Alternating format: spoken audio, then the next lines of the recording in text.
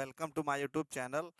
जैसा कि मैं आपको इंडस वैली सिविलाइजेशन बता रहा था और इंडस वैली सिविलाइजेशन में हम नामकरण तक पहुँचे थे कि कैसे कैसे इंडस वैली सिविलाइजेशन की खोज हुई। फिर जब खोज हो गई तो फिर नाम रखने के लिए आपस में झगड़ा हुआ। फिर नाम रखा गया। मैंने पिछले लेक्चर में आपको बताया कि नाम कैसे उसका डिसाइड हुआ कि हड़प्पा सभ्यता कैसे है। फिर अब और उसमें हड़प्पा वासियों ने दो कमाल किए थे। मैंने पिछले लेक्चर में आपको बताया था, कांसा और कपास। हड़प्पा वासियों ने दो कमाल किए थे, कांसा और कपास। तो जो का तो इसी कारण इसको क्या कहते हैं, कांस्ययुगीन सभ्यता भी कहते हैं। इसी कारण इंडस वैली सिविलाइजेशन को या सिंधु घाटी सभ्यता को कांस्ययुगीन सभ्यता भी कहते हैं। अच्छा, तो क्या कांस्ययुगीन सभ्यता पूरे विश्व में उस समय केवल एक ही थी, इंडस वैली सिविलाइजेशन? नहीं, कई कांस्ययुगीन सभ्यताएं थीं उस समय। तो अब जैसे कांस्ययुगीन सभ्यता है तो जस्ट अब कांस्ययुगीन सभ्यताओं के बारे में मैं सोच रहा हूँ कि इसी से कनेक्ट हो तो उसके बारे में भी, कांस्ययुगीन सभ्यताओं के बारे में भी बता दूं आपको। तो विश्व में कई जगह कांस्ययुगीन सभ्यताएं थीं, जिसको इंग्लिश में ब्रॉन्ज एज सिविलाइजेशन कहते हैं। कैसे कैसे देखिए स्टोरी कनेक्ट हो रही है। पहले हड़प्पा सभ्यता की खोज हुई। फिर उसके नॉमिनेशन के लिए क्लियर हुआ कि भैया नाम क्या रखा जाए, नाम रख लिया गया। फिर उसके हड़प्पा वासियों ने कांसा की खोज की थी, कांस्ययुगीन सभ्यता है। तो क्या कांसा हड़प्पा सभ्यता में ही था कि और भी सभ्यताओं के पास कांसा था? तो विश्व के स्तर पे कई जगह कांस्ययुगीन सभ्यताएं थीं, जिसमें से इंडस वैली सिविलाइजेशन भी एक कांस्ययुगीन सभ्यता थी। तो मैंने बोर्ड पे लिखा है कि विश्व में कांस्ययुगीन सभ्यताएं, ब्रॉन्ज एज सिविलाइजेशन।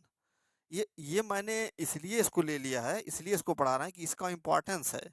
क्योंकि कई ब्रॉन्ज एज सिविलाइजेशन है, कई कांस्ययुगीन सभ्यता है, लेकिन उन कांस्ययुगीन सभ्यताओं में जो मेसोपोटामिया की सभ्यता है, वो वो अपने आईवीसी इंडस वैली सिविलाइजेशन से कनेक्ट है। दोनों का कंपैरिजन आता है एग्जाम में, इसलिए मैंने कांस्ययुगीन सभ्यताओं को लिखा है। तो कई कांस्ययुगीन सभ्यताएं, लेकिन आपको केवल क्या पढ़ना है, मेसोपोटामिया की सभ्यता। क्यों? क्योंकि मेसोपोटामिया और इंडस वैली सिविलाइजेशन में आपस में कनेक्शन था।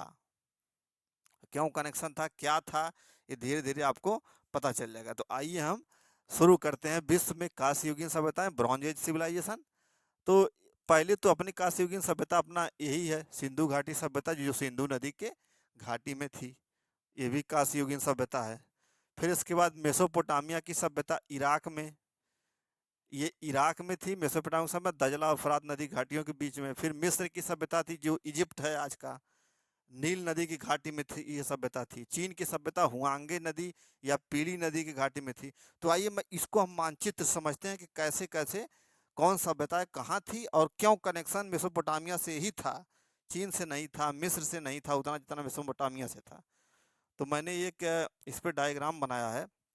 ये विश्व का मैप है, एक मोटी मोटा मैं बनाया हूँ। बाकी इधर का भी पोर्शन उसका है, नॉर्थ अमेरिका, साउथ अमेरिका, वो मैं नहीं बनाया हूँ। पर जितना जितना हमको मतलब है बस उतना ही बनाया हूँ। तो ये हो गया आपका इंडिया, ये क्या हो गया, भारत। ये क्या हो गया, दक्षिण, ये अफ्रीका महाद्वीप है और अफ्रीका महाद्वीप का दक्षिणी भाग है। अफ्रीका महाद्वीप है। ये भारत है, ये चाइना है। तो अब देखिए, ये भारत का मैप है और भारत के नॉर्थ नॉर्थ और किसमें, वेस्ट, नॉर्थ और वेस्ट मिला के ये जो अपनी सभ्यताएं मिली थी वही है इंडस वैली सिविलाइजेशन। ये मैंने बनाया है, ये जो डॉट डॉट करके गोला बनाया है, ये क्या है, इंडस वैली सिविलाइजेशन है भारत का। ठीक। और यहीं पे आप देखिए, यहीं से जस्ट आगे ये मेसोपोटामिया की सभ्यता है। ये कहाँ है मेसोपोटामिया, इराक में है। ये मैंने मेसोपोटामिया सभ्यता, ये जो डॉट डॉट करके बनाया है, ये मेसोपोटामिया की सभ्यता है। और यहाँ पे देखिए ये मिस्र की सभ्यता है, जो नील नदी जाती है, नील नदी, उसी में मिस्र की सभ्यता है। ठीक। और ये इधर देखिए चाइना, इधर चाइना की, चीन की सभ्यता है। और भी सभ्यताएं थी, वो मैंने उसका बहुत ज़्यादा इम्पोर्टेंस नहीं है। तो कौन कौन सभ्यता हो गई? चीन में एक सभ्यता थी, भारत में इंडस वैली सिविलाइजेशन था ही, इधर मेसोपोटामिया, इराक में मेसोपोटामिया था, इधर मिस्र में नील नदी घाटी की सभ्यता, जो मैंने यहाँ पे लिखा हुआंगे नदी या पीली नदी घाटी के किनारे ये सभ्यता थी, मिस्र की सभ्यता, जिसको नील नदी घाटी की सभ्यता भी कहते हैं। अब इसमें ये अफ्रीका महाद्वीप है, तो ये मैप है विश्व का। तो अब इसमें ये चीज़ देखिए आपकी, जो इंडस वैली सिविलाइजेशन के सबसे नज़दीक, इंडस वैली सिविलाइजेशन से व्यापार होता था। मैंने बताया था कि इंडस वैली सिविलाइजेशन से व्यापार होता था। तो ये जो व्यापार होता था, तो आप साधारण सी बात देखिए, सबसे नज़दीक कौन सा है? इन सारी सभ्यताओं में सबसे नज़दीक कौन सा है? मेसोपोटामिया। तो सबसे ज़्यादा कनेक्शन किससे रहेगा भाई? सबसे ज़्यादा सबसे नज़दीक मेसोपोटामिया है, ये इंडस वैली, ये तो इस सबसे ज़्यादा कनेक्शन इन दोनों आपस में रहेगा, किसके किसके? मेसोपोटामिया और इंडस वैली सिविलाइजेशन से। और मेसोपोटामिया की सभ्यता, इंडस वैली सिविलाइजेशन की सभ्यता में आपस में तुलना तुलना करके आगे हम लोग पढ़ेंगे कि कैसे कैसे किस में क्या डिफरेंस था, किस में क्या नहीं था।